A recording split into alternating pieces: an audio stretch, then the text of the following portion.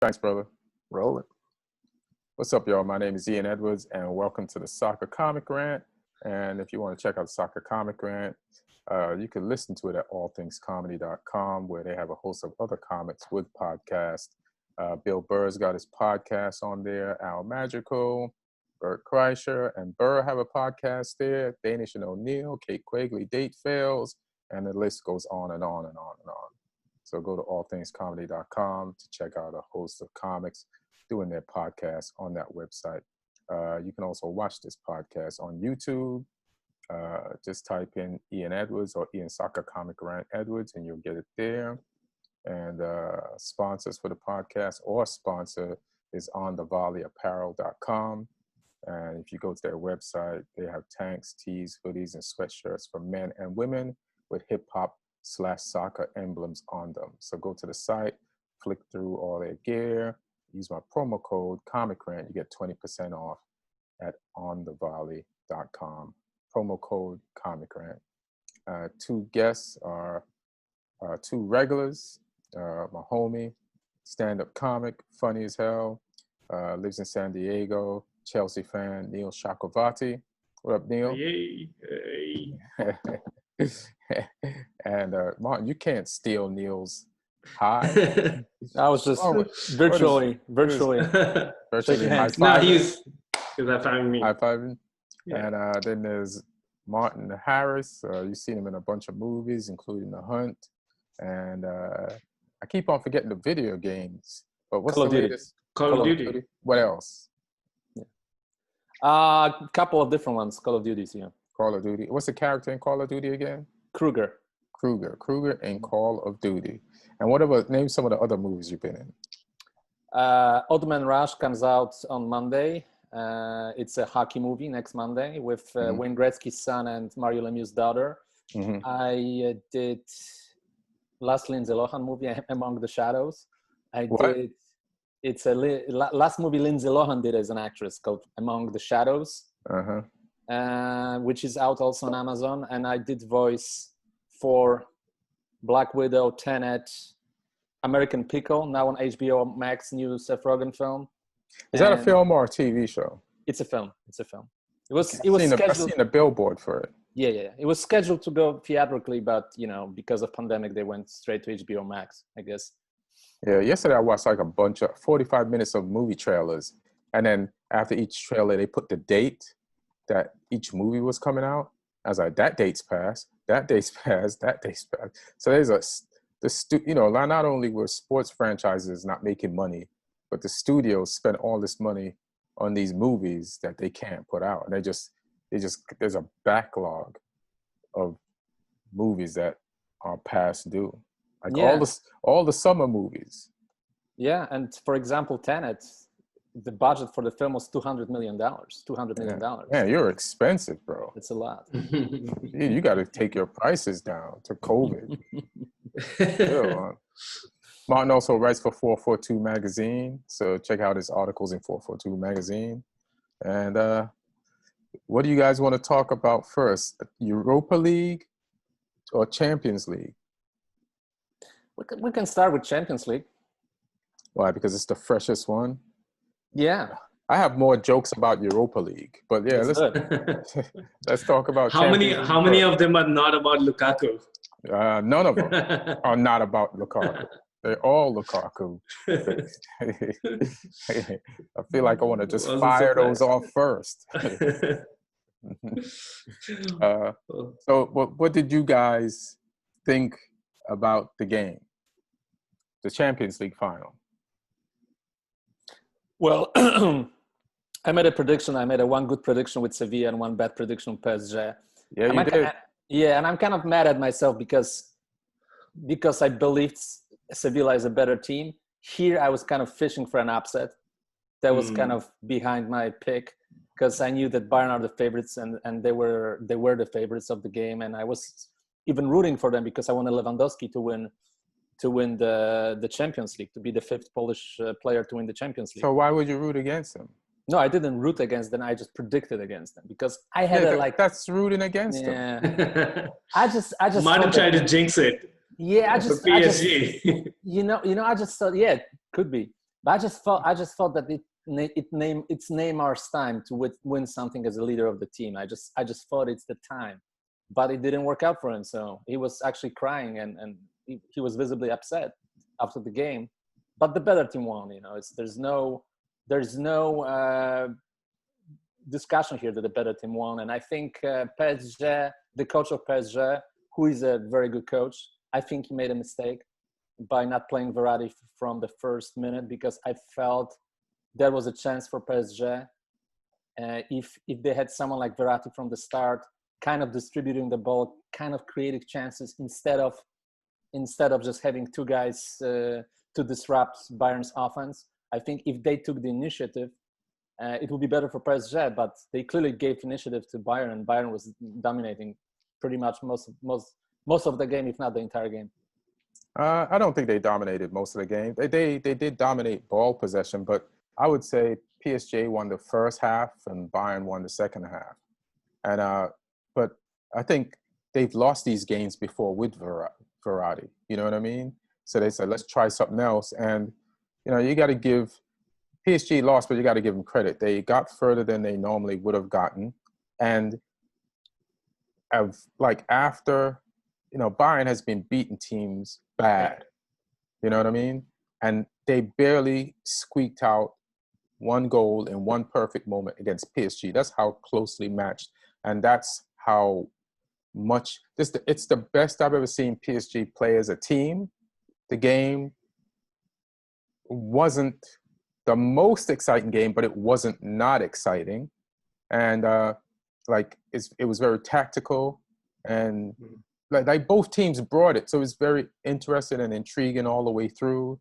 And it could have went any way, but Kimmich made a numbers pass at the right time. He's like, all right, we're overloaded on that side, on Thiago Silva's side, who is going to your team.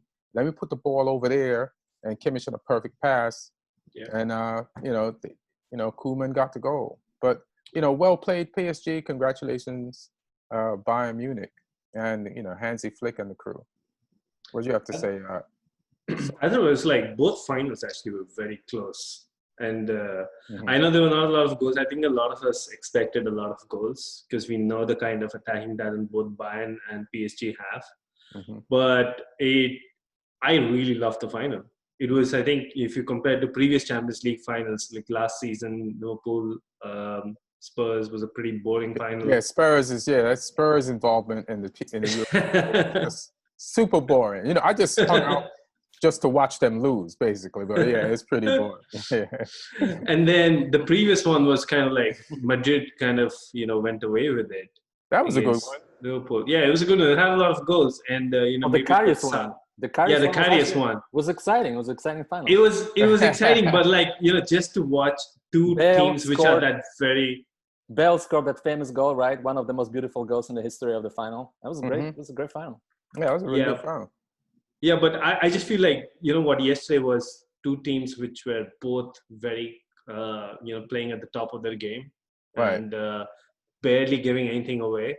I mean, PSG could, we talked about this in the previous show that, we might see Neymar and Mbappe running behind the line and getting those opportunities, and we saw both of them getting those chances, but they didn't put them away. And you'd not put your money on both Neymar and Mbappe missing chances in a game of such magnitude. It could have been a very different game if one of those early on had gone in. Yeah, there's a lot of ifs. It's funny. So I don't know what you guys. I don't know what illegal service you guys watched it on, but I signed up for the free month of CBS. So did you guys watch it on CBS? Yeah, I did that too, but the final was back on YouTube TV, so I didn't have to go to CBS for yesterday. I watched on Telemundo, so they were speaking Spanish throughout the night. Yeah. Well, all the panelists, it's Martinez, the coach of Belgium. Yeah. Jamie Carragher and Richardson, who used to play for Man City. Mika Richards. Mika Richards. Yeah. Listen, like those guys are fun, but they're usually wrong. You know what I mean? and like when it came to like when the semifinal and Bayern went through, they were like all they kept talking about was Bayern plays a high line. Bayern plays, and they nullified or they eliminated Bayern just by all this high line talk and this technical football. Bayern plays a high line talk. So yesterday, she went, PSG's going to win. PSG's going to. Yeah, and I was like, very surprised because all of them said PSG's going to win before the game. And that's why I was like, PSG's going to lose. That's when I knew. I was like, all right, I'm not changing mine. And then, they like, what? How is a whole panel that was crazy, yeah. That was fucking crazy. Like Bayern just beat Barcelona. PSG's had a relatively easier path to the final. Right. Dortmund, Leipzig, and who else did they beat? Atlanta. Uh-huh. So, I mean, Bayern should really be, even though they play the high line, I bring that up too, but it's still not the only thing they do. It's not the only thing they do. That they've won with that high line. Why would they lose with it? You know what I mean? Like there's dangerous players on all the teams that they faced. You know what I mean? So it's like what do you mean? Like what's PSG's defense? And they never focused on the vulnerabilities of PSG, which is they're not a complete team.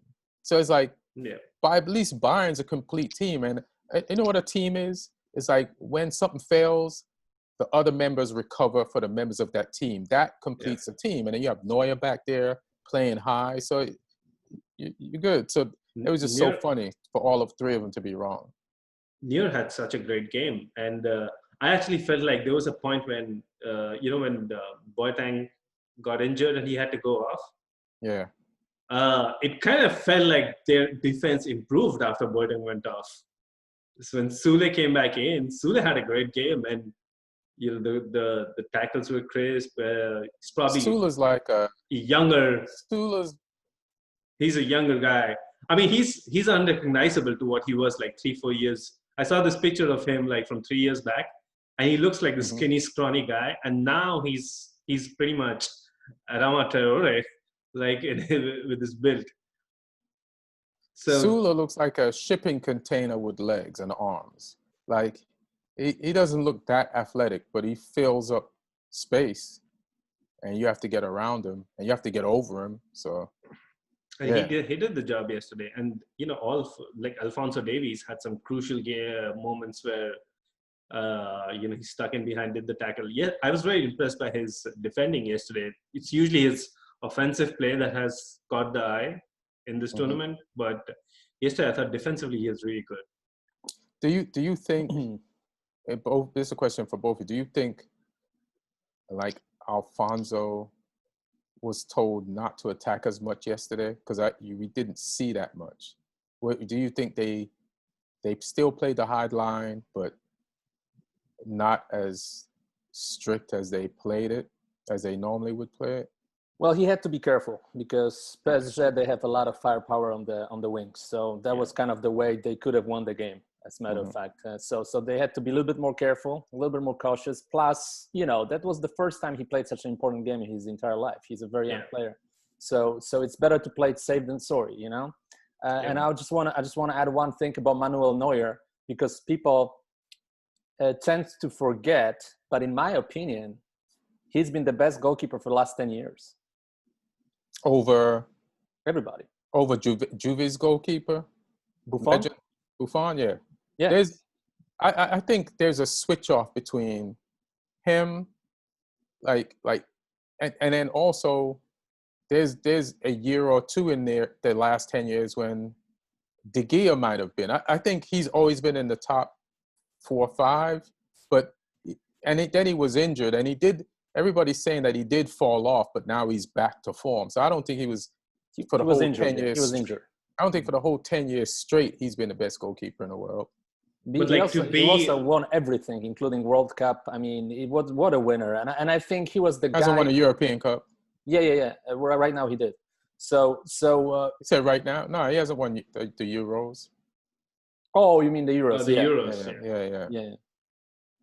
He didn't. But over the entire period, He has been. Even like 2011, 2012, he was among the best keepers in the world. And now it's almost 10 years later. He's still right up there. He's up there, right? Yeah, but I don't think he's been the best every year in the last 10 years. That's what I'm saying. But I guess like the top 5. Yeah, but that's the thing. You'll not find anybody else who's been top 5 throughout these Buffon. 10 years.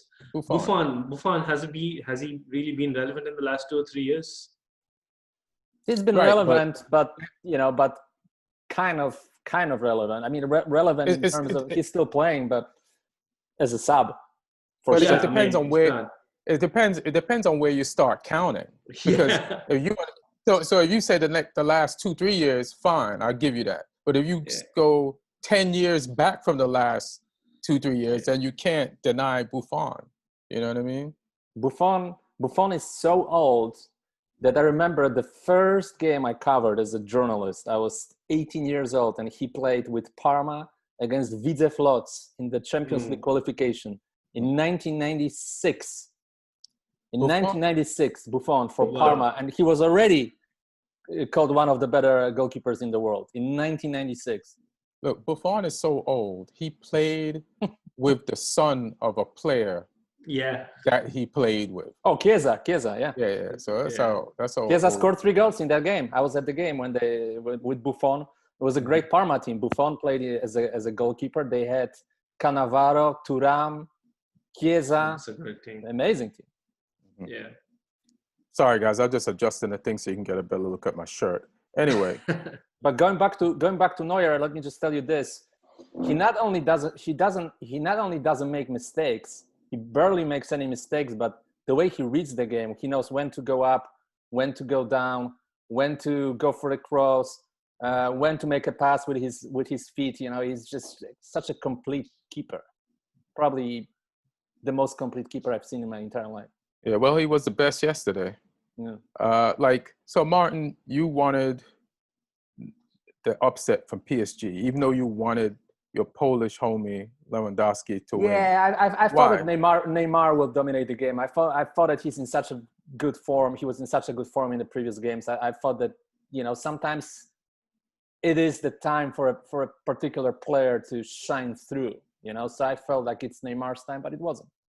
I thought it would have been like my vote was, and the reason I gave you last week was Bayern is just top to bottom, just a better team, just more of a complete team, and there's more areas on the field where they can get goals from. So sometimes if you shut down the main guys, one of the midfielders could come up with something, one of the wing backs could come up with something. They're just dangerous all around.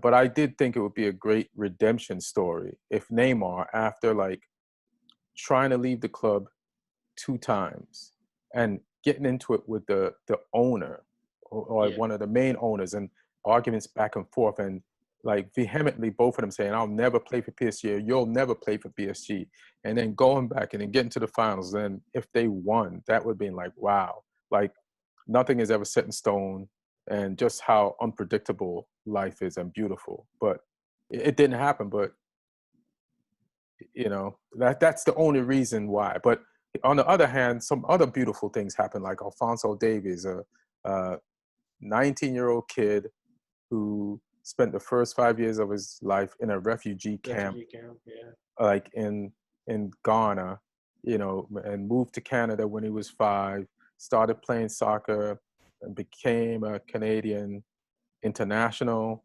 and bought to PSG when he's like, 17?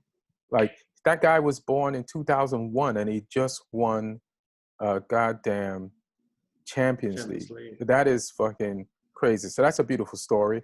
And then Coutinho, you know, who got sold by Liverpool to Barca for a lot of money. 5 million more. Barca has to pay now. Yeah. Right? So he gets sold and he fails at Barcelona and then ends up on the team that trouses Barcelona 8-2, scored 2 goals and had an assist. And then, you know, Barca, he has to look at his failure at Barca. He has to look at Liverpool win the league and a Champions League. And he's like, fuck you, Liverpool. I'm going to win the treble. And I'm going to win it in red, motherfucker. So you can't say shit. So it's like he's got everything that he gave up. You know what I mean? From leaving. So I think there's just beautiful. And then the comeback of Muller, who is just one of those players people just underrate. You know, like the last coach that got fired wasn't playing him, and he just proves how valuable he is. Even yesterday, he had like a great tackle in the middle of the field towards the end of the game to like he just keep the spirit. This guy is the spirit of Bayern. You know, what players did you like? What were you gonna say? He's gonna get two things to what you just said. He's gonna get the second look because I read the story where new Barcelona coach Ronald Koeman said that Coutinho is in his plans, so he'll get a second chance in Barcelona. So maybe he won't be a disaster after all. Well, let's see. You know, I believe in Koeman. I think he's not. He's not a disaster. Yeah. No, but I mean, his first time with Barcelona was kind of not very good, but maybe the second one will be much better. I just think Barca is off right now. They're in disarray. You know, like there's a bunch of players I pointed out that Barca bought and have not worked out. So is it Barca or is it the players? And Messi's not happy. It might be Barca. We'll see. Ronald Koeman, I like him. I believe in him. He's a Barca legend, so that's a good move. I like always when a former iconic player gets a chance. Like especially like Hansi Flick? Like Hansi Flick. But yeah, I mean, he won the first Champions League ever final with this wonderful free kick. They beat, I remember, Sampdoria Genua, I think it was 1992. And Koeman scored a winning goal in the game for Barcelona. It was the first ever Champions League final in the history. It was coached by Cruyff? It was coached by Cruyff, yeah. It was coached by Cruyff. He was the first high goal scoring defender I remember, you know, like growing up watching. He scored a lot of goals, mainly from free kicks. What about the Kaiser? I don't think he scored that many goals. No? As Koeman, maybe. No. Okay, it was before my times, you know. When I was before I was born. Good one. But I'll tell you something about Koeman. You know, like what an interesting story also with Koeman, because I just finished watching Anelka documentary, there was a moment when he was in the squad picked right before World Cup 1998, but then Aimé Jacquet had to cut 5 players, and Anelka was one of them. And then they went technically without a goal scorer as a center forward. They played Guivarch, who didn't score a single goal, but they won the World Cup. If Anelka was there, he would have won the World Cup, and he ended up not winning World Cup ever in his career. So it's a huge missed opportunity, you know. And then he comes back and scores those 2 goals against England the next year, and then he goes. He won the Euros, though, right? He goes to Euros, you know. So with Koeman. Kind of a little bit similar story. He was also on the team that was pre-chosen for the last World Cup, and he was one of the last few players who got cut from the team, so he didn't make it, and they won the World Cup. So he missed this opportunity. But 2 years later, he wins the Champions League final, and he's the hero. So it's a kind of little redemption story for him, although it's the fact that he missed on winning the World Cup, right? I mean, if you had a choice, what would you prefer, a World Cup or a Champions League? World Cup. It's because it's every 4 years. Every 4 years, yeah. It's every 4 years, yeah. You see the number of great players who haven't won World Cups. They will all most of them, right? Yeah, the top 5. Ronaldo hasn't won. Messi hasn't won. Right. Ronaldo won Euros though, so that's kind of puts him a little bit better situation. That's like a half World Cup. Like Neymar hasn't won. Who else? Well, Mbappe got it out of the way pretty quick. So his career is set up really nicely, which is why I'm slightly happy that PSG did not win. This kid still has something to do in his career. Look, Pavard and Hernandez, both like in early 20s, won the World Cup, won Champions League final. Right. Yeah. It's so who do you think on PSG? Who do you think was the best player yesterday? It'll have to be one of the defenders. Thiago Silva was pretty good. Thiago Silva, yeah. New Chelsea. Yeah, I thought Navas was pretty good too. Yeah, I would say both Thiago Silva and Navas are pretty good. I would say, like, I saw Paredes get them out of a lot of trouble. I saw Bernat Paredes is pretty good, get them out of a lot of trouble. Kimpembe had an incredible header Yeah. defensive header. Kafir, I'm not putting him on that list because he started the first half good, but then towards the end of the first half, you know what was weird yesterday? When Koeman was just torturing Kafir, like Kahir, Yeah. like had him on like a pig on a barbecue spit, just turning him in the fire. You know what I mean? Yeah. And twisting him in and out. And then, like, I know your plan was to play Perisic at some point, but why? I think Bayern could have got another goal if they left Coleman in. Like, he just like figured out how to whoop on this guy. And then I know your plan was to go to sub in Perisic, and Perisic has helped you.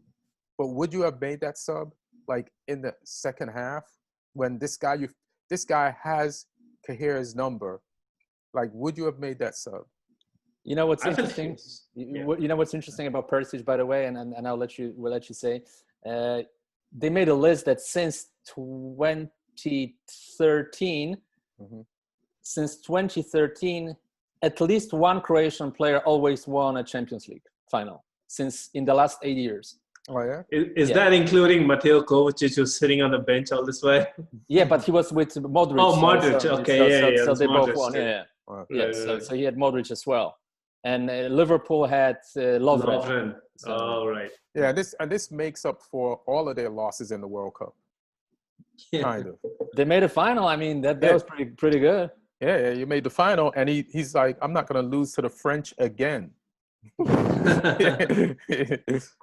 Especially that he scored in the final, Perisic. He scored in the World Cup final, as I remember very well. Yeah, they needed more than one goal, though. Yeah. That's a problem. Who do you think was the best? And then remind me, there's something I'm going to bring up about Perisic and Bayern Munich's like buying policy that has helped them. But I think one thing before you speak on Perisic, I want to say about Koeman is that guy. He scored the winning goal, and he is a PSG Academy product. And in the biggest game of PSG's entire history, an ex-product, even despite they have ex-product who kind of killed them. Well, what you can say is PSG Academy got it right. They identified a good player and put him in their academy. Now it's the people above that, they got it wrong. But that's the thing, like, a lot of teams have that issue. I know at Chelsea we've had that issue. And sometimes there are these, you look at Arsenal, Gnabry could have been playing for them. I know, it's like, right now. when Gnabry was at Arsenal, that means, well, he's doing good now, but because he's with Liverpool. But Walcott was there with this guy. What's the Liverpool's Arsenal guy? Why can't I remember his name? He plays in midfield for Arsenal. Oxlade-Chamberlain. Right? So these guys basically had a Gnabry spot. Yeah. On the field, and then they loaned him to West Brom or some shit like that. West Brom, and Tony Pulis said that he's not good enough to play for West Brom. Yeah. Tony Pulis should never live that down. Well, he'll probably say, what do you want me to do? I'm trying to get a point a game and somehow get above the relegation. I don't have time for luxury players like Serge Gnabry. I don't have Lewandowski. I don't have Kimmich making, spraying passes 40 yards. Yeah, but to give it kind of a little bit back to Tony Pulis. I mean, he had a clear job to do, and he'll almost always delivered on his job. So he's fine. I mean, Gnabry is fine too, but Pulis is fine too. I mean, and sometimes it is what it is. Sometimes different type of players work on different type of teams. Maybe for a team like West Brom that had a very disciplined team with a very strict kind of, because I spoke with his son when I was doing story for 442 about his son being a coach and how much they talk about football and how much he learned from his father. So I kind of know a little bit. I have a little glimpse of know-how of how he works and approaches football. So for him, the way he coached those teams, it was pretty much very hands-on, very disciplined football. And maybe Gnabry is not that type of a player. Maybe he needs a little bit more freedom, and that it just didn't work out. I think Pulis, especially at that age. I think Pulis' style worked for back then, but it's kind of archaic. It's because the leading coaches in the Premier League right now are not English, and the English style football is kind of like the way Pulis and those guys coach back then is not revolutionary football. But Pulis is never. Gnabry is a revolutionary, like a modern day player. So imagine a modern day player playing with a rock football. You know what I mean? Like a prehistoric style of football of like don't lose the ball, don't do nothing fancy. I don't want to see none of your skill. Just pass the ball or kick it, whatever. No team that wants to win any type of championship would hire Pulis. Yeah. Although no teams hire him anyways. Like his job is always very specific to those second half of the table, those teams keep them above. And also like Gnabry was on loan, so that has its own challenges. If he's seeing two players in training, both are maybe Gnabry is doing a little better, but the other guy is also not doing that bad, he's going to prefer his own guy because that guy, he can lean on him the next season too. Yeah, but the statement that he made was just so like, it's like it's more than that. Let me just go to, who did you think played the best on Bayern? I thought Joshua Kimmich, and obviously Neuer was great, but among the outfield players, I think Coman was very Kimmich, good throughout the game. I think Coman was really good. Coman was pretty good too. Yeah, I would pick a few people. I would pick Neuer, and I would pick Lewandowski. Like played well, got fouled a lot. Yeah, and he hit the post, and he made Navas make saves. So he kind of did his job. He just didn't put the ball in the back of the net. Yeah. Coleman. The great thing about Thiago Lewandowski. Alcantara. Thiago was great. The question. Yeah. Thiago Alcantara, which is like, here's the thing about Thiago Alcantara. Like, I loved him when he was at Barcelona, and I thought he's going to be the replacement for Xavi and Iniesta, but he was too finesse. You know what I mean? So what worried me about when he went to Barcelona is like, is he going to be hard enough? You know what I mean? Like, is he going to be hard enough to play for this team? And he survived through the years, even after Pep left. So you can't say Pep is there making sure he gets playing time. Like, he's a part of this hardcore group of professionals who are killers, you know what I mean? And he's playing like defensive midfield, like a position, like he's supposed to be like more upfield. So it's just his adaptation to this type of game where he uses his finesse and he also got hard as a player is pretty impressive. That's all I was going to say. I think he has that perfect balance of being, because you see the way defensive midfielders are kind of, the new brand of defensive midfielders are not just somebody like, like a Makalele who can put the tackle in. You're talking about players who can also do that defensive side of the game, the physical side of the game, and also pull strings, control the game, and spray those passes into the just the guys behind that first line. And I think Thiago does that really well. No, he does. In fact, both Thiago and Joshua Kimmich, in a way, that pivot, they do that task so well, and it's very tough to, like, you don't really know because there's no weakness there. Yeah.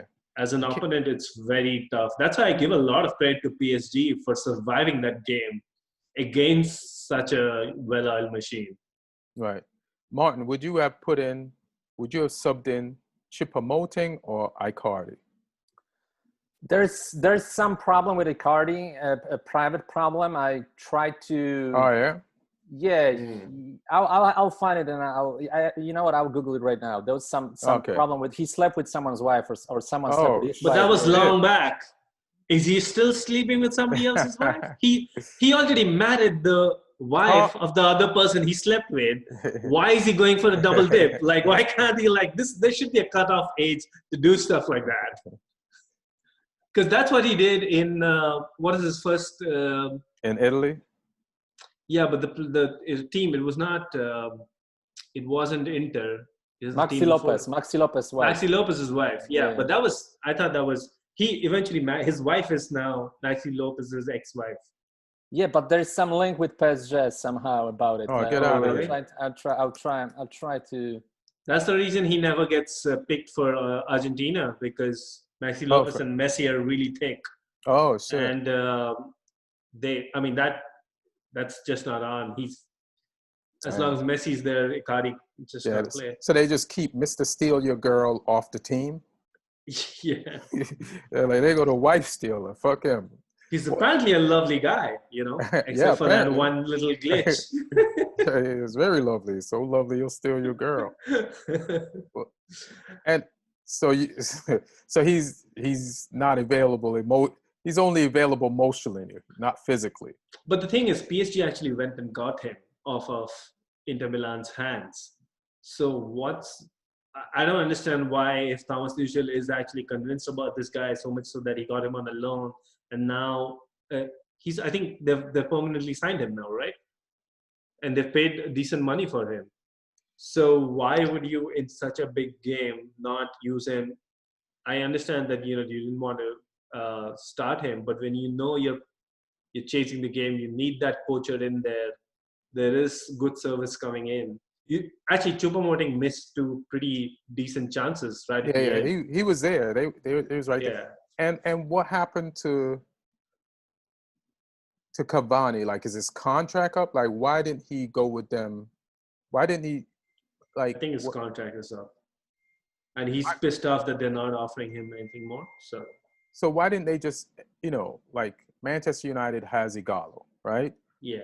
We extended him until January because the timing of the corona and everything. Yeah. Why couldn't because I think that's the final nail in the coffin, like not making some type of an arrangement to keep Cavani in the team. Like, you could see where it hurt them yesterday. Well, I mean, they already have, I think in PSG's case, they have Icardi, then they have Mbappe who plays up front. They don't have Icardi.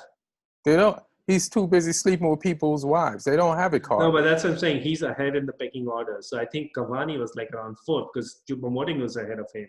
So they just felt, we would have probably done this if you were like our backup striker.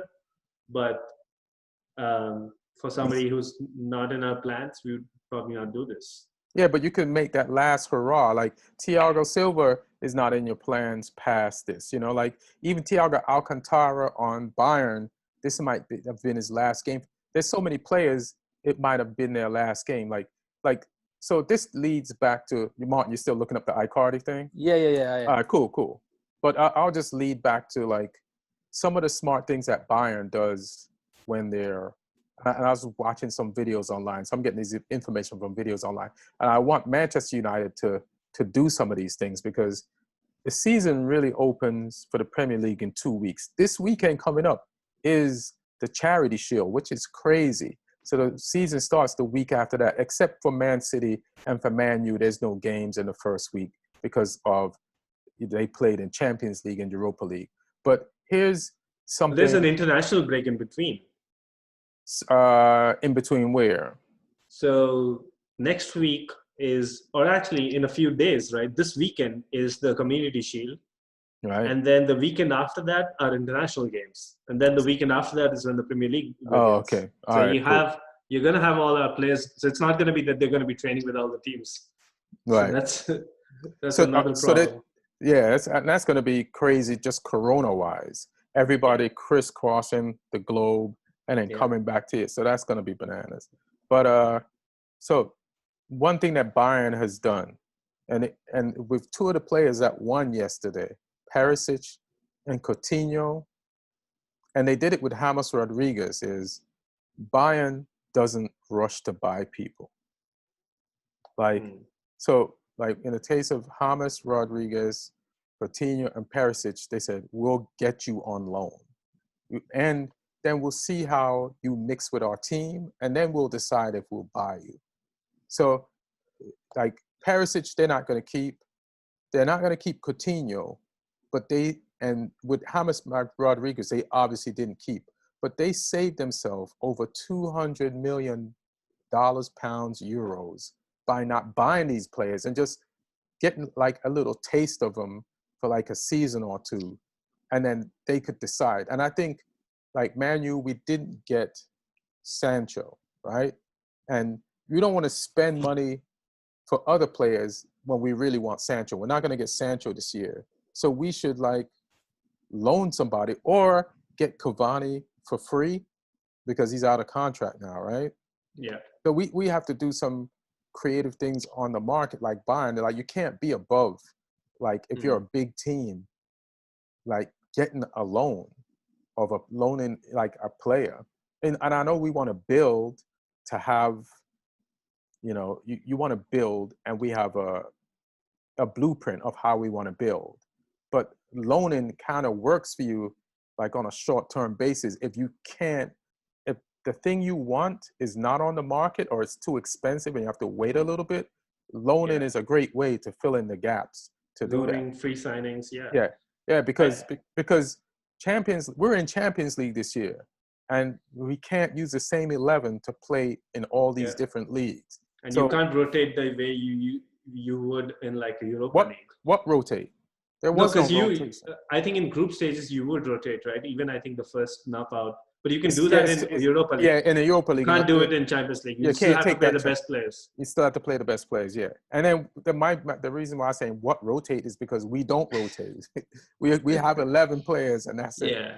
We have more than 11, but yeah. So I think we should take some ideology as far as like how to buy players from Bayern and get some loans. I think Bayern so also, here is go ahead. So here is a story. I'm gonna read it. Known as Icardashians, Mauro Icardi and his wife Wanda Icardi. It is believed by many that Mauro Icardi met Maxi Lopez, his childhood hero, became teammates and close friends. Then he had an affair with Lopez's wife, got Lopez's kids tattooed on his arm, and finally married Lopez's wife. Yeah. Well, what's that have to do with him not playing yesterday? And now there is a story that I'm trying to open with. So his wife, so that lady is also his agent. His wife is also his agent, Wanda. Oh, shit. And apparently she's like, the reason why he got booted out of Inter Milan was apparently she had a role because she was a disruptive influence in that entire, you know, the extended dressing room. So apparently, like that was one of the reasons why the entire dressing room was against him. The entire leadership of the dressing room was against him, and they wanted him out. And so it's not. I mean, if something did crop up in PSG, I wouldn't really be surprised. Can I share my screen? I want to show you something, guys. Let's ask Brungardt. Brungardt, can Martin share something? Oh, let me see if I could do it. No, I can't be able to. No, he should be able to. Yeah. How to do it? Just click on share screen. Go down on the participants chat share screen. It's like a green button. Yeah. Okay. Host disabled attendee screen sharing. No, I didn't, but I will. All participants. There you go. Do it again, Martin. Here you go. You guys seeing it? Yeah. That's his wife with Maxi Lopez, and he as a friend on a vacation together. All right, I get that. Yeah. Yeah. But what's the news story? Well, she's also very she's a journalist, right? She's also a journalist. I think she might have criticized the coach, something like that. She did that at Inter, but I thought she was like more on the side that she was his agent, and she has a lot to say about stuff. And sometimes, you know, managers can get ripped off the wrong way with that. That's why like Conte didn't want anything to do with Icardi when he joined. Although Conte right now doesn't want anything to do with the entire club, it seems like. Yeah. Your boy is tripping over there. But well, it's predictable, right? I told this to you last time. Like he always does this. He's never happy. But I've heard Barcelona might buy actually Icardi. They might actually make a move for Icardi because they're about to part ways with Suarez, and they're looking for probably getting Icardi in his place. Yeah, I heard Suarez is out too. Like he did an interview with a reporter a few days ago, and he's like, "Listen, like, I just need to know if I'm in the club's plans or not, and then I can figure out what I'm going to do. But for now, I don't know." And then by today, I read that Koeman said we have no plans for Suarez, so Suarez is out. Yeah, there was a rumor that he might go to Miami, but now I'm hearing from a good friend of mine who's a football agent, so it's a very good source, that they're gonna sign Götze. So that means that Suarez will probably stay in Europe, I think. I think he's got enough of him to stay in Europe. 1 year, at least. Like he's got one good year. If he picks the right team, he could get far and do something. Yeah, and he could be that creative signing that you want. Yeah, a striker. He's proven in the Premier League. Yeah, he's proven in the Premier League. But is he out of contract though? Not sure. No. Because if he's not out of contract, he might cost you a little. So a little. Yeah, a little, 33 years old. Not a lot. Yeah, you can't charge a lot for a 33-year-old. Not 90 mil. Yeah. It's apparently 70 mil with 20 million in add-ons, which I kind of don't care. Like if we won a league, I mean, you should care because you see what happens with Barcelona and Coutinho now. The add-ons keep adding on sometimes. No, I'm pretty sure we have. Marina Granska has more brains to not put in an add-on that is on a loan. But like if we won the league, I don't really care. Give another 10 million to Bayern Leverkusen. Hey man, he won the league. But he's not for that club. But like, if the add-ons are like as it was reading today was about Champions League and or Premier League titles, sure, take that 10 million, take that 20 million. So, I feel like go ahead. I do feel there is gonna be the Thiago Silva signing is happening because of the Kai Havertz signing, because we couldn't get the price down on that one and had to kind of still get to that 70 million level. What we would have otherwise done was gone and spend some money on a centre back, but now we're being creative and getting a free centre back as a stopgap option for a couple of years, I guess a year, maybe 2 years if you really stretch it. And hopefully by then we'll have a better idea. There'll be better center backs on the market. Because right now there's not a lot of good center backs on the market either. Right. Yeah, so, you gotta do stuff like that. And I feel like Man U has to do some of that stuff. Like our fans are like just bitching and they're angry. And mainly because they see all the deals that Chelsea is doing. And then when we feel stagnant, we start to panic. And Man U fans are like, they're not having it right now. They're pretty angry. Like if you go to any of the United stand or just any one of those Manchester United fan YouTube pages, they want some shit bought. But I also believe that we still have, like I've been watching some Man U academy kids play. I also believe that if we have a Greenwood, that we got more there. I've seen videos where there's a lot of potential there too. So, I think what Man U fans need to understand is that they've already they're feeling bad now because like Chelsea's making all these moves and they're not. But coming from a Chelsea United, guy. but like United already made moves for Harry Maguire, big money, Wan-Bissaka, big money, Bruno Fernandes, big money. They're over that now. They want the new shiny toys. First, like it's funny if you're a Glazer or Ed Woodward, like out. It was before the season started out. Then the season started good. All right. Then the season went down, out. Then we bought Bruno Fernandes, went on the win streak. No, it wasn't like they didn't want Glazer out, but you didn't hear anything bad. Yeah. Now the season ended and there's no buys, out. Yeah. So As a matter of fact, yeah, sorry. It's very temperamental. Go ahead.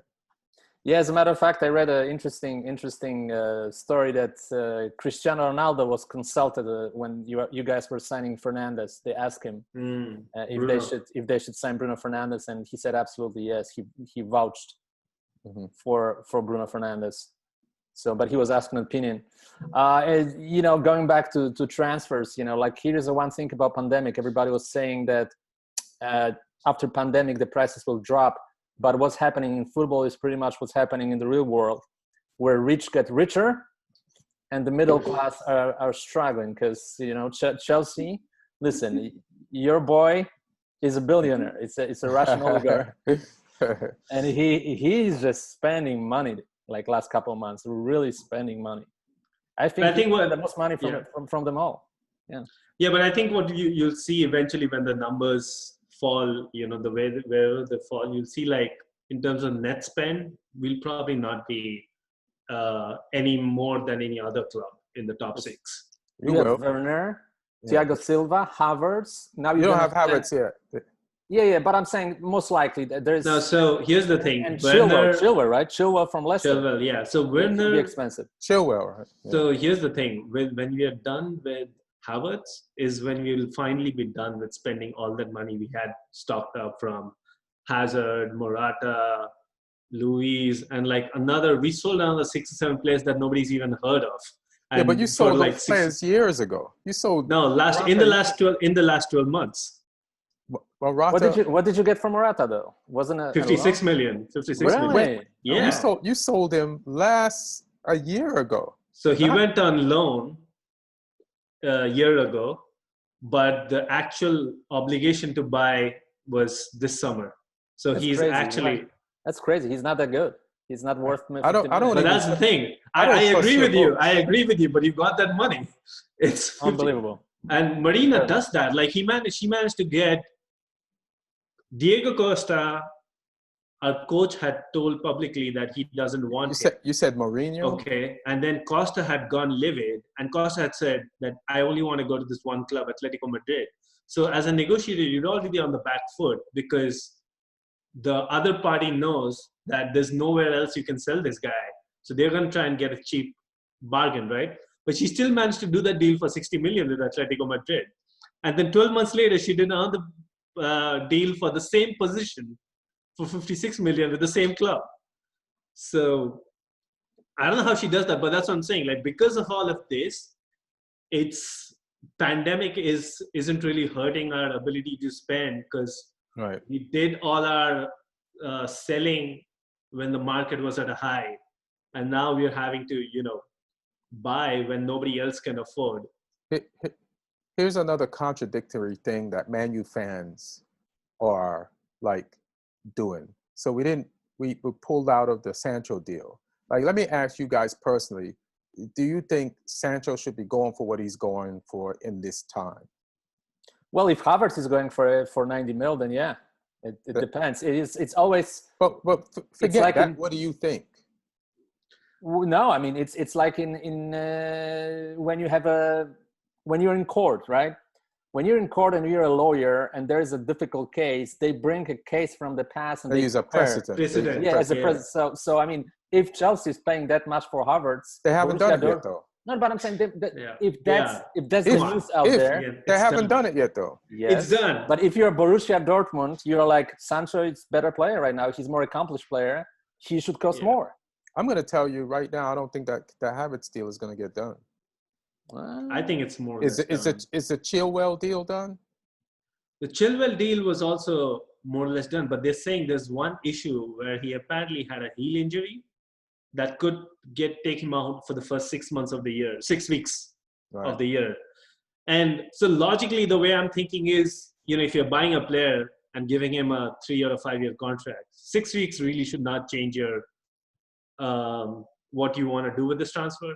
But if it comes out in the medical that there is something that hints at something more long term in that injury, then maybe that could. But other than that, I think even that is more or less. So all three, like Havertz, Silva, and Chilwell, I think are pretty much done. So coming back to Sancho, I feel in terms of like the price, I don't think I think the price is pretty fair. You do? Because you see the other. It's not just Havertz, right? You look at other players like Mbappe when he was around. Mbappe at that point had only had a good half a season or like 8 months. No, he won the league against. He won the league, and they reached the semi-finals of the Champions League. Right. But it was still only those 8 months. Sancho, meanwhile, has done this thing for two years now. So, but he in a better league. I get that, but it's coronavirus time. Like I just think it's too much. I think it was too much, but I still would have went for it if if you do the math, like all the money that like Spurs has a new stadium, all that money you make from like having fans come in, you could pay for Sancho this year. That's not going to happen this year. So it's like you lost 2 years of that. Not necessarily, because you know what? I watched and I was surprised. I watched Polish League. Polish League restarted the new season, and they have fans. They have fans in a limited capacity. I saw some fans in the Polish League watching games from cranes. Did you see that? Yeah, but that was before. But right now they have real fans. They had like 20%, 20 to 25% of capacity. It's just 20%, bro. Yeah, but it's a step towards. And Poland handled coronavirus right. Like your numbers were low, right? Official numbers, yeah. But our government is kind of Yeah. They're saying in the Premier League. I don't trust them. They're saying in the Premier League they're gonna have 1 in 4 fans allowed. So 25%, the same thing. So you can go. So you can go with your friend. Hey, are you enjoying it? You want me to get some popcorn? All right, cool. Get me. So your friend is like 4 seats down. I don't think you can go with your friend. It's not the way it worked in Poland. They also what was kind of ironic, there was only 25% of the stadium capacity of fans, but they all sat next to each other. So that was like the stadium was kind of empty. Fans were sitting next to each other. So, I was just like, if I'm the peanut guy, you're gonna be like a base. I'm not coming over there. You got to be like a great pitcher or something to sell peanuts. So here's my thing about the hypocrisy of Man United fans. Like they're online, they're raving, and they're like, we have to spend the money on Sancho. The Glazers cannot use the excuse of the coronavirus and the pandemic to not spend. We have money, but then they also are reveling in the fact that clubs don't have money, so that Pogba can't go anywhere, and that he's decided to stay because of coronavirus. So he's like, listen, the coronavirus works one way. You know what I mean? Like it cripples your money or it doesn't cripple your money. You can't have it cripple other teams' money so that they can't buy your best player or one of your best players. So then you get to keep him, but then want the price to go, expect your team to have the money to pay for somebody when it crippled everybody else from buying your player and keeping your player safe. So it's like, is the pandemic a good excuse or not? Like, I'll tell you one more thing talking about money and Man U, because I came across that tweet as well from your boy Mino Raiola. He said yesterday it's time to negotiate new contract for Paul Pogba. Oh, time nice. to negotiate new contract. 500,000 per week. Let's go. Yeah. No, but I think, Ian, what you're saying about the pandemic and you're not being able to sell players, right? Like we're seeing that already. Like even Chelsea, even though you spent a lot of money, I think we would have spent even more if you were able to ship us some of these players. But with the way pandemic is affecting the market, we are not able to ship somebody like Jorginho, for example. Not able to ship somebody like Barkley, for example. So you're going to end up keeping them. We're going to end up keeping them, and therefore we are not going to spend on somebody like, say, Declan Rice, or like we are not spending. Lucky you. Because I really like Declan Rice. I think he should be our long-term successor to N'Golo Kante. But What do you think about that? I don't know. Martin don't believe that. Me neither, bro. I will believe it when I see it. Yeah. I won't even believe it if I see it. I'll be like, really? This is happening? I think he's got that, the way we're talking about Thiago, where somebody can do both physical and technical sides of the game. I feel he has that. Obviously, he's got a long way to go, but he's got the physical. At 21, I don't know if he's got the technical. You know who was the last player who kind of reminds me about Declan Rice? People talking about him, telling how much of a prospect he is. I remember Eric Dyer, Tom Cleverley. Remember Cleverley? When he was like 21, everybody was saying that he will be the next great. And I never believed in Cleverly. I was like, am I missing something? Yeah. Like he's good, and he gets injured a lot. He's too injured to prove it. All right, so let's go. Let's talk Europa League. Mm-hmm. So I have Sevilla beat Inter. Did he beat them 3-2? Yep. Yeah, that was a good game too. That was a really good game. It's so long I kind of forgot the game. But I have to apologize because, when Inter beat, who did they beat to get to the final? Shakhtar. Right? Shakhtar Donetsk. Mm-hmm. And they scored what, 5-2? 5-0. 5-0? Mm-hmm. And then when Lukaku scored 2 goals, right? He scored the last 2 goals of the 5. And I was like, all that shows me the same thing, that Lukaku could not score goals when they need them. Like, he scored 2 goals, even though they were beautiful goals, like when the pressure was off in a pressure game. So he needed to prove to me that he could score in a big game and score first. And not only did he score first in the final, he scored twice for both teams. So I will never criticize Lukaku for not being able to score in a pressure game ever, because he did it in that game against Sevilla. You know who criticized Lukaku the most? Mauro Icardi's wife. Oh yeah? Yeah, she had a comment about Lukaku. Oh, because he knocked her husband out of his job. Yep. Yeah. You can't trust those comments. But so what did you think of that game, you guys, on Friday? I mean, I have to admit I was right, because we got to talk about that. I have to admit I was right. I was wrong with Bayern, I was right with Sevilla, but it was an easy bet for the team that won, I think, Europa League 6 times already, if I'm 5 before, 6 after the game. 6 times. So yeah, it looks like it's their competition to lose. You can't bet against Sevilla. They know they have a cheat code for winning the Europa League final. But the most important thing is I believe they're just more compact as a team. I believe they just played better together as a unit. Maybe Inter had more big names.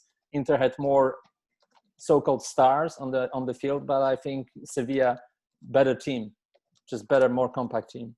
Well, let me just answer Martin first. I feel like you were right, but you were wrong about why. Like when we spoke the other day on the podcast, you thought it's their contest. They've won 5 times in a row, and that's why they're going to win. And I was wrong, and I was wrong for the wrong reason, because of the names of Inter and Inter's history as just a more celebrated team. I thought they would win, and you thought Sevilla would win because it's their contest. But I think Sevilla did win, not because of your reason, but because they had something to win for. They had, is it Jose Antonio Reyes? Mm-hmm. And they had 2 players that died that they dedicated the season to. Mm-hmm. And they won, not because it's Sevilla's contest this time. I actually lost this bet because I was right. I think Inter's a better team, but you won this contest because you were wrong. And the reason why they won, it's not because of their contest, because they had dedicated the season to these 2 players that they lost, and they were all in more than Inter. So that makes them just more, it's harder to beat. Like, they just, on the shirts, of their championship were the two players whose lives they dedicated this cup to, and it's just tough to beat that. You know what I mean? I don't think so. No? I understand your point. Because I don't think so. For let me just say one. Mhm. Because it's not the same Sevilla team. The only person there is Bonega, and maybe it's not the same coach. And Navas. The coach had some, and Navas wasn't even there all 5. You know, Not all 5, but he's like a club legend. Yeah. Here's what I want to say. Good argument, but you can use the same argument for the Lakers. They're playing for Kobe Bryant, right? And they want to win the title for Kobe Bryant, but it doesn't always work that way. I think they had more. Can I just stop you at that point? Can I just stop you? The Lakers who are there now, none of them played with Kobe. None of them played with Kobe. The players at Sevilla, I mean, you might be able to find one. The coaches, nobody. But the players that are there on Sevilla, they played with Reyes, and they played with this other guy. I remember Reyes very well because he was at Arsenal, and I went to that season. I went to see Arsenal. You're talking about personal friends as opposed to. You're talking about personal friends as opposed to like Kobe. How long ago did Kobe retire? 5 years? 2016 he retired. 2016. None of those players played with Kobe, but these players played with Reyes and they played with the other. Like they're personally connected. It ain't just an idea of let's just play. You know what I mean? Yeah, so but Kobe was there at games, and I was at the last time he actually came to Staples Center in December 29th. So let's leave Kobe behind. But I'll tell you this: if I agree that they had more to play for, it was more to play for because they will get to Champions League thanks to winning Europa League. So that's with Inter. Inter finished second, so they would be in the Champions League regardless, right? But I'm just saying, like they. Yeah, that's a good point. But I still think it's because. But my point why I believe in Sevilla, and I said it last week, was that I believe that they're a better team. They're better team in the way they play together. Because I've seen it against you guys in the semifinals. I just like the way they function as a team. Where Inter Milan for me is not. It's a lot of names, but I don't think they played that well together. They're very inconsistent as a team. They were very inconsistent throughout the season. They're capable of having a great game, but they're also capable of making mistakes and not having a great game. And this wasn't a very good game from them, by the way. Yeah. I don't know. I think 3-2 is a close game, man. What do you think about this game? I thought it was a pretty exciting game, and the fact that I really thought that this was going to be, when Lukaku got that penalty, I really thought that this is looking like this is going to be his game, and he can finally get that monkey off his back of not being able to turn up in big games. Mm-hmm. I mean, Sevilla pretty much had just that one trick. And I'm really amazed that somebody like Antonio Conte, who's really good with tactics and strategies, that he could not just cope with that one, cross from the byline trick. They literally use an Antonio Conte trick to beat Antonio Conte. But like Inter has the defenders who are good in the air, and so I was really surprised that they fell for it like twice. Yeah. Other than that, it was pretty much like the rest of Inter Milan. Lautaro Martinez was very disappointing in the game. And I don't think I know Lukaku is going to get a lot of scrutiny and, bad vibes from the game, but I really thought the guy had next to no support. And I also, go ahead, sorry. Yeah, he was trying to do so many different things. That's not his game. You don't expect him to be, like an all-rounder kind of striker. That 3-5-2, which Antonio Conte uses, works only if that guy off the shoulder is doing his job well. But which guy off the shoulder? Lautaro Martinez, the guy just behind the last striker. Right. But he was pretty much invisible throughout the game. Let me see. Go back to the stats of this thing. I felt like Lukaku at some points. Lukaku just annoys me. It's weird because he's one of those players that can look like he's not doing anything all game and just be lazy.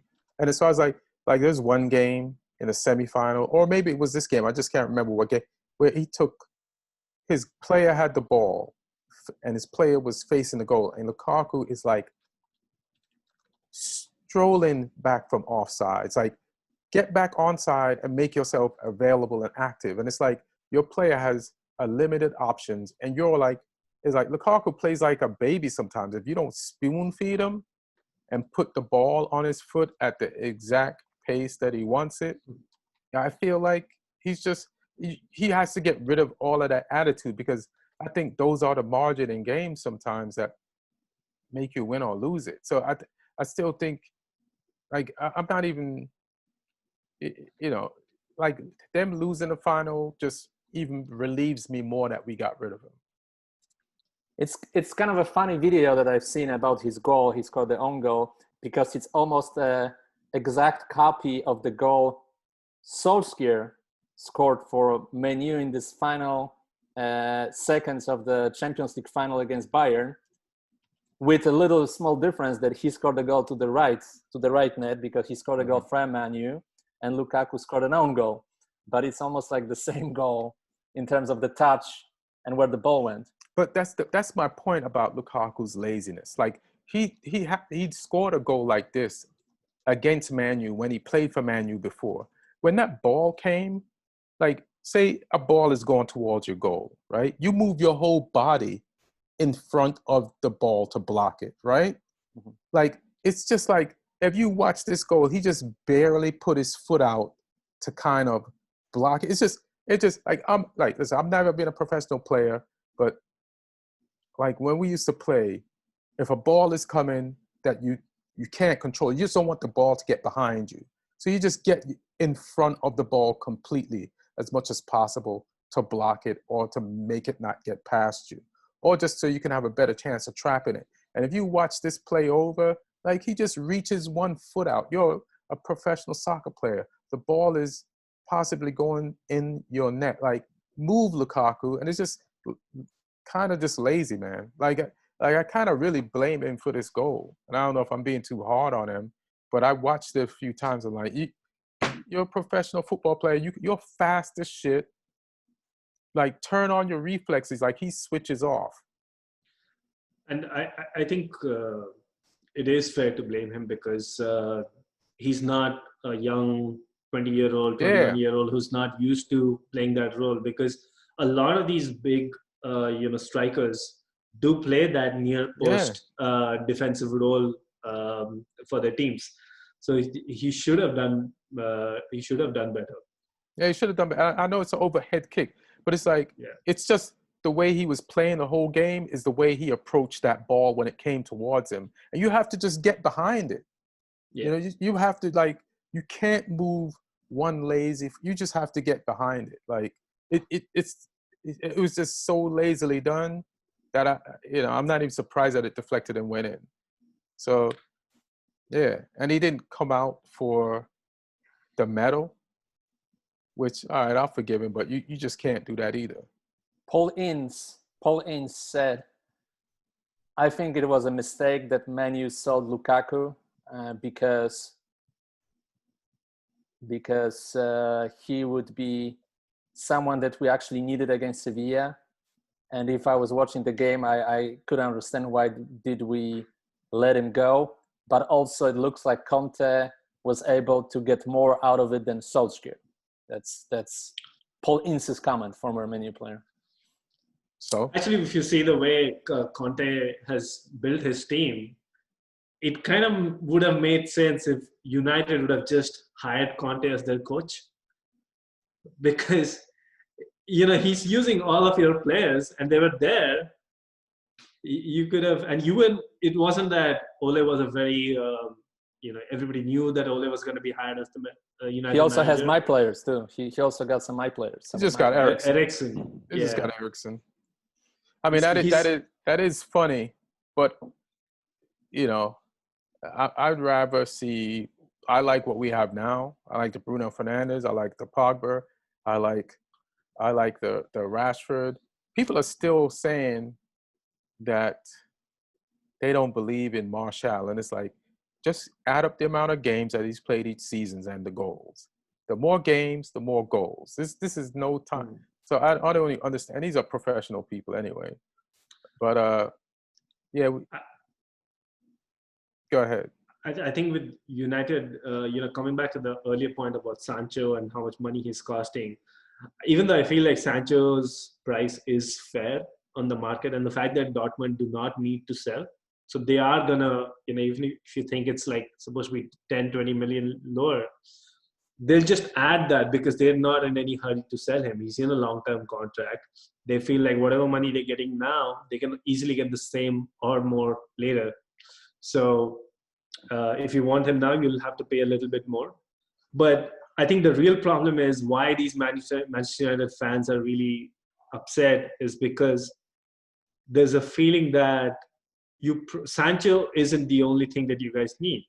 Right. So if you're spending 120 million on Sancho in euros, then where are you going to get the money to spend on the others? So I think that's what United fans need to be a little very careful about.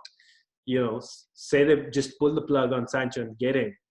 But, a month into the season, you guys are thinking, well, we need a centre-back. Lindelof isn't working out. We need somebody in midfield. Lindelof is such a good defender that on vacation in Norway, he stopped a guy from snatching an old lady's purse.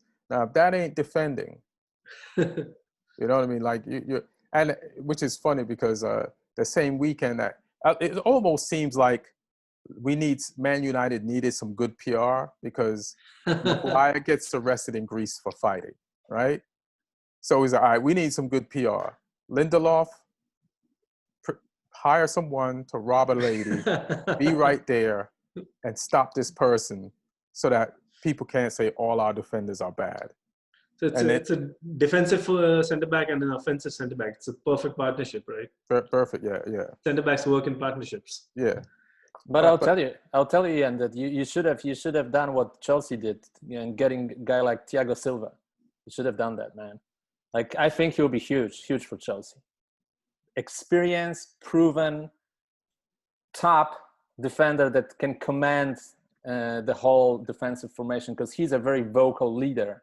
He's a captain. He's a very vocal leader, and Chelsea missed that type of a player big time last year. And I feel like you kind of did too. Yeah, I'm good.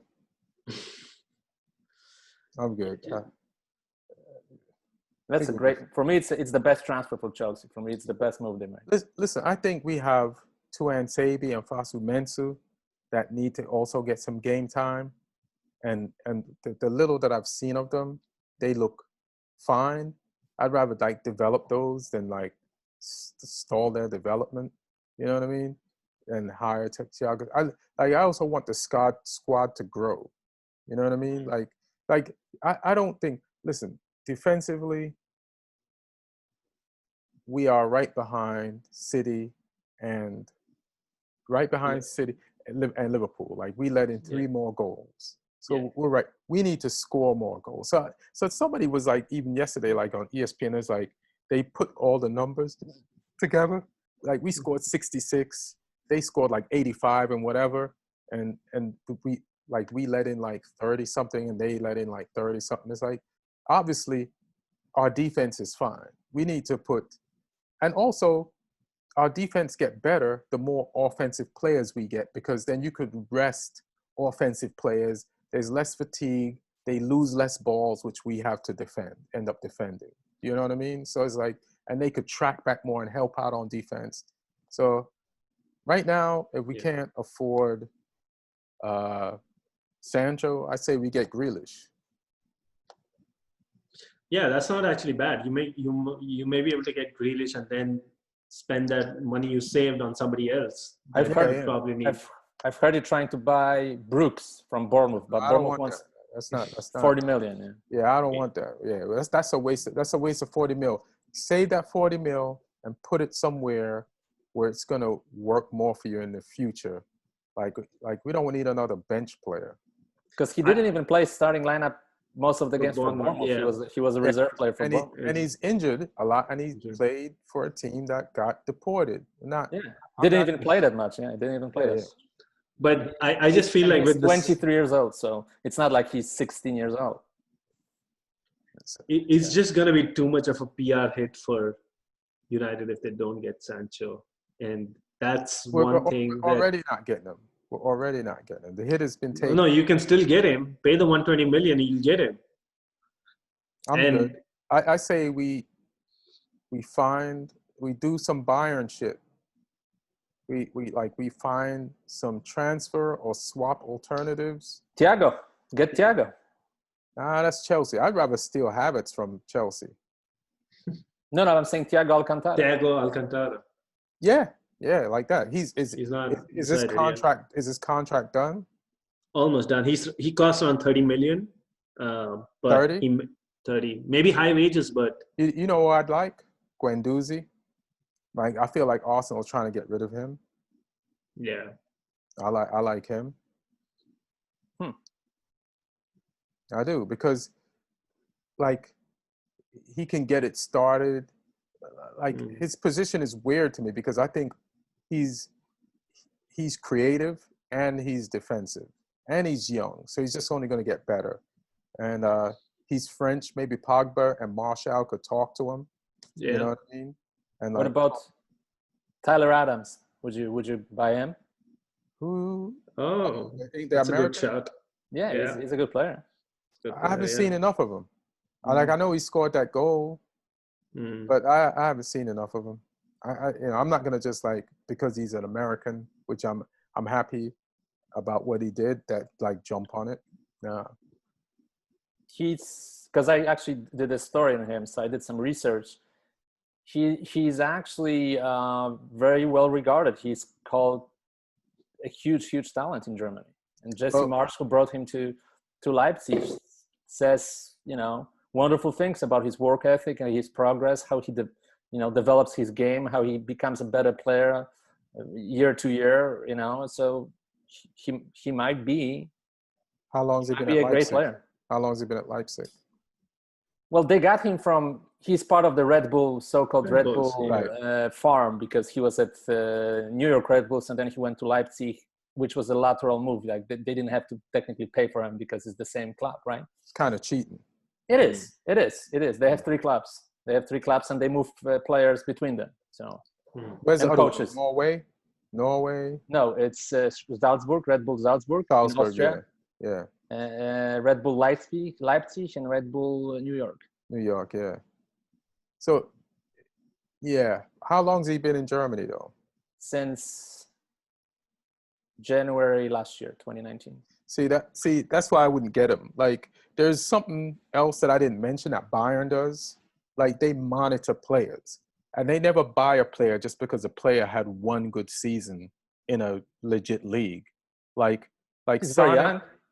I know, but it's like if you look at Bayern's books, they don't end up with busts because they either, like I said with Coutinho and those guys that I mentioned earlier, it's a loan to see if the person fits, or like with Sane, like they'll monitor the person, and then when they're sure that this person is a player, like after a season or more than a season, it's never one season, because they don't want to spend a lot of money on a bust. Like none of us here on this thing thinks Sane is going to be a bust at Bayern. Like we know for sure, because he's proven over years at Man City, that this is a good buy. Like I would not have that security in buying a substitute for Leipzig. You know what I mean? But that's also because Bayern is the only team probably who can do something like that, because they can make these low-profile moves while nobody's watching and monitor players, wait for them to run down their contract. Because that's what we got. That's what we got. I don't think a Premier League, any of our clubs can do something like that. Why not? Because Chelsea's pretty much doing it. No, Chelsea is like if you're going for a target, we don't mind paying top dollar for it. I think you got Werner for nothing. That is the money you got him for is loot. Yeah. No, he's better than everybody on your team. No, I agree. And he had a release that clause. amount of money. because he had a release clause. But that's the thing. Bayern wasn't even willing to pay that release clause. They wanted him for even cheaper than that. So Bayern is an enormous cheapskate, and they can afford to be cheapskates because in their league, they don't have a lot of pressure. They're almost always going to win the league. They're never under pressure on missing out on Champions League money, which all our clubs are under pressure. The moment you have if a few signings don't go right, that directly affects the season. But that's why signings don't go right. That's why I wouldn't buy Tyler Adams yet. It's like it's not a definite thing. I think if you operate right, I don't care what league you're in, you could operate like Bayern. Because you know what?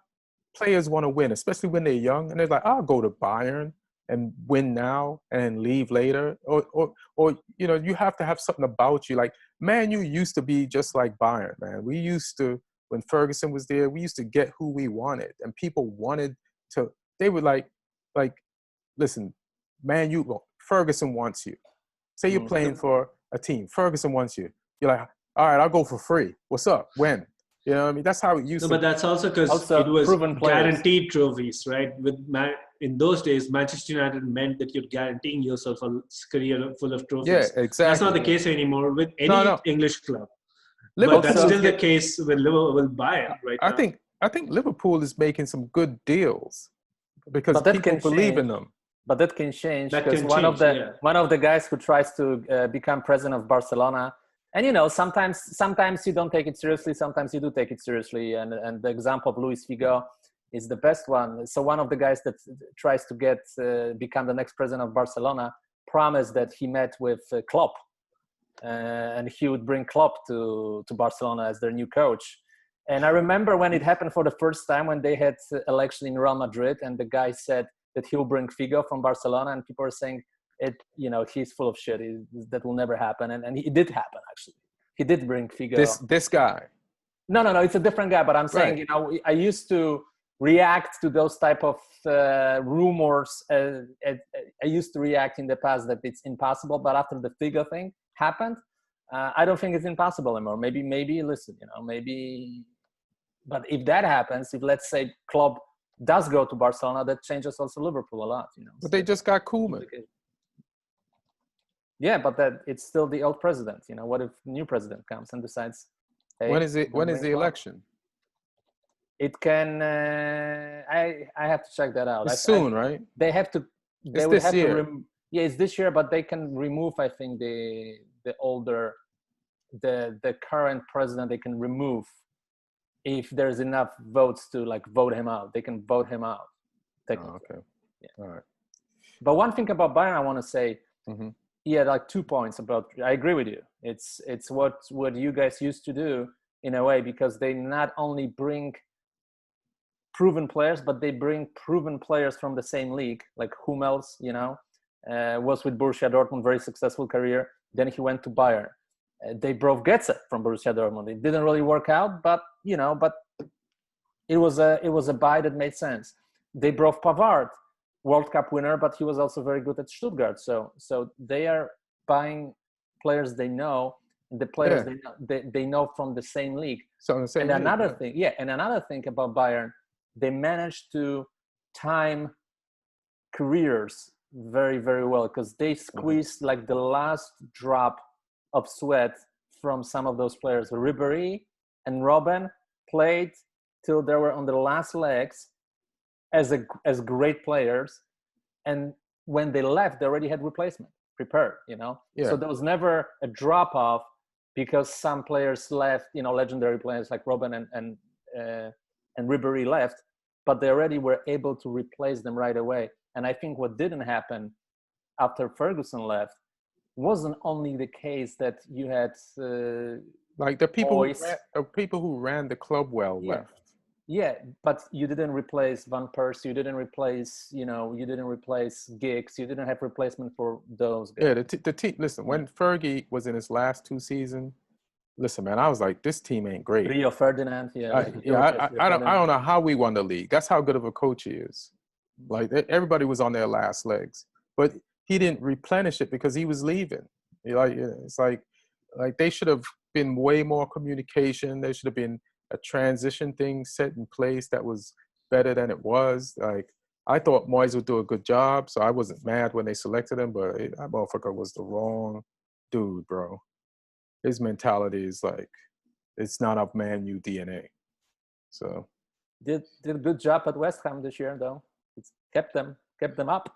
if you you call that a good job. And he's refusing to give us Declan Rice. I don't blame him. I do blame him. Sell him and shoot. I just don't believe in Declan Rice like that, bro. All right. I want y'all to buy him. Anyway, anybody got anything else to say before we get out of here? Charity Shield is Arsenal versus Liverpool. Mm-hmm. Well, it's gonna be good to see him. I can't wait to see my boy Willian play for Arsenal. Yeah. Well, can't wait to see that. Hope he scores 3 and make you regret the loss of him. Absolutely, suck them in real good. Well, don't forget that in his last game for Chelsea, he lost to Arsenal, so that's why he's not. You guys are not playing for the Charity Shield right now. Well, he was injured, so technically that's what Ian says, that we lost because Willian wasn't playing. You lost your last 2 games because no Willian. They were important games. So, You know what? I wish him well because he has done a few good things for us. A few. But I know the way the script's going to play out. So he's going to have 2 great seasons. And that's the thing. Like, if he can get away with doing what he did with us at Arsenal, which is, just doing a few highlight moments here and there and not actually making significant impact, but still being rated, then I would have to doff my hat to him. But I think once it happens at more than one club, people are going to see through it. Yeah, we'll see, bro. I'm not going to have this Willian argument with you again. Mark, you got anything else? The only thing I want to say is that MLS is back. They played games. They played games last couple of days. LAFC got destroyed at home by Galaxy. Galaxy just killed them in that game. Did Chicharito do anything? No, he's still injured. He didn't play. Oh, shit. He didn't play. There are some interesting players coming to MLS. So hopefully we'll see some good names before the end of the transfer window. All right. See what's up. That's what's up. And Chelsea keeps buying up all the real estate in the Premier League. So I know you're having a great off season. We bought another guy on a free transfer, Malang Sarr, who is a 21-year-old centre-back from Nice in France. Yeah, so I had no idea. I've never watched him play, but this just came in today that we're signing him on a free transfer. He's apparently a free agent now. He's 21. Seems like he's pretty highly rated. He was, they come up with the CIES come up with their most promising youngsters list every year. What is the CIES? It's the Center for... Because there's so many 3-letter acronyms in football now.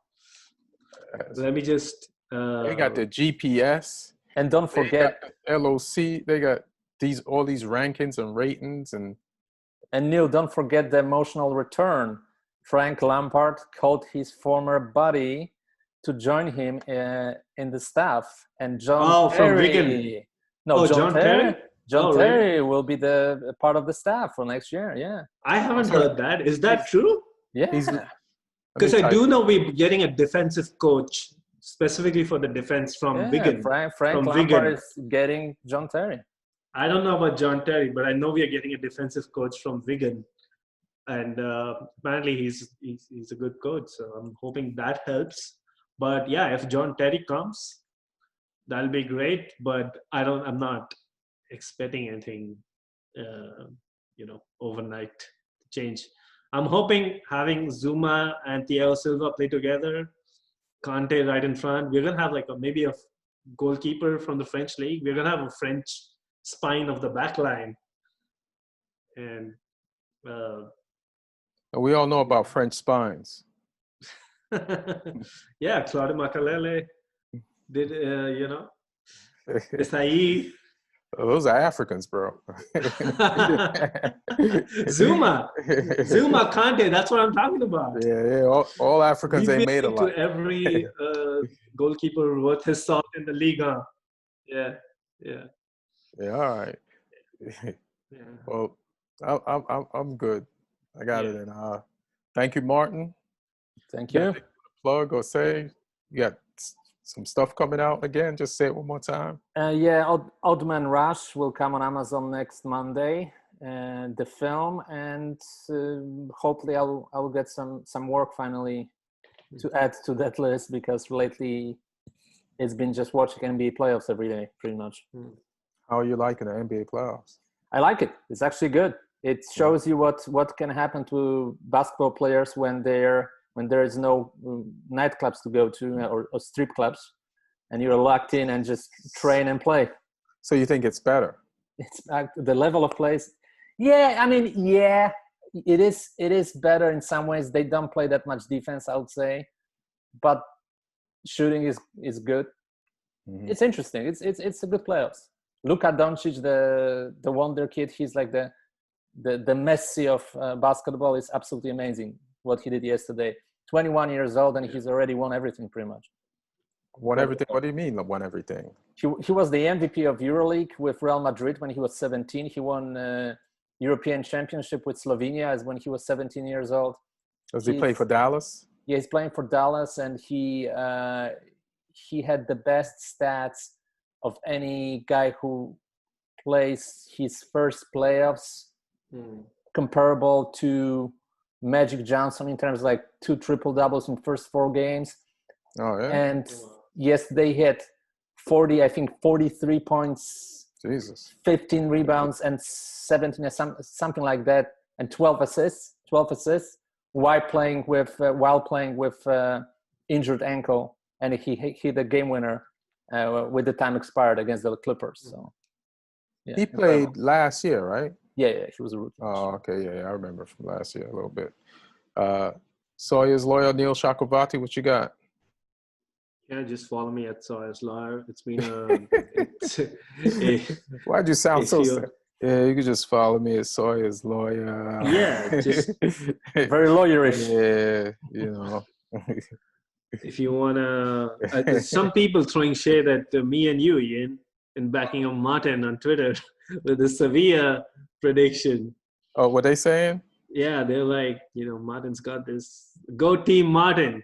So they say. Where is that? I have to see that. Yeah, this is on Twitter, right? There's this good. guy. Good. Yeah. Yeah, but what does he have to say about the Champions League, which is the main game? Yeah, they kept quiet on that one. They kept quiet on that one. All right. That's Martin's fake account. That's a positive thing. That's Martin's fake account. I don't believe that. Me, I got nothing. Instagram at Ian Edwards Comic, Twitter at Ian Edwards Comic. Follow me. I'll let you know if I got any shows coming up. And yeah, man, this is what we're doing. I'm not even sure if there's gonna be a podcast next week. Might take a 1-week break or something, or maybe I'll do Charity Shield and then the international break. Maybe we'll do that. Yeah, do that. Yeah, Charity probably, Shield. Yeah. All right. So everybody be safe out there. Love each other. Or you know what I want to say? Thank you, football. Thank you, football, because this has been like a really out of the blue, weird period in our life. And the fact that football came back and football players, I guess in a sense, risked their lives to, they wanted to earn their wages and play the game that they love, but they also provided me and millions of people with entertainment that was desperately needed. Like, I don't know, if I would have made it this far without having the excitement of being able to wake up and knowing that football is on in the German league, in the British league, and the Champions League, and the Europa League. Like the last, 3 months? Like, of football has really helped me get through this period. So thank you, football. Thank you, players. Thank you, all the football organizations. I really appreciate the lengths and the detail that you guys went to ensure that the players would be safe and that players, that games could be played. So all the players had like thank you healthcare workers on their shirts in whatever language, whatever country they were from. But, you know, I would like to say thank you, football. Appreciate you ending the seasons, completing them, and giving us something to enjoy. And also thank you, Aaron Brungardt. He's not a football player, but he's produces this podcast. Appreciate you. Thanks for helping us today. And everybody, one love, peace.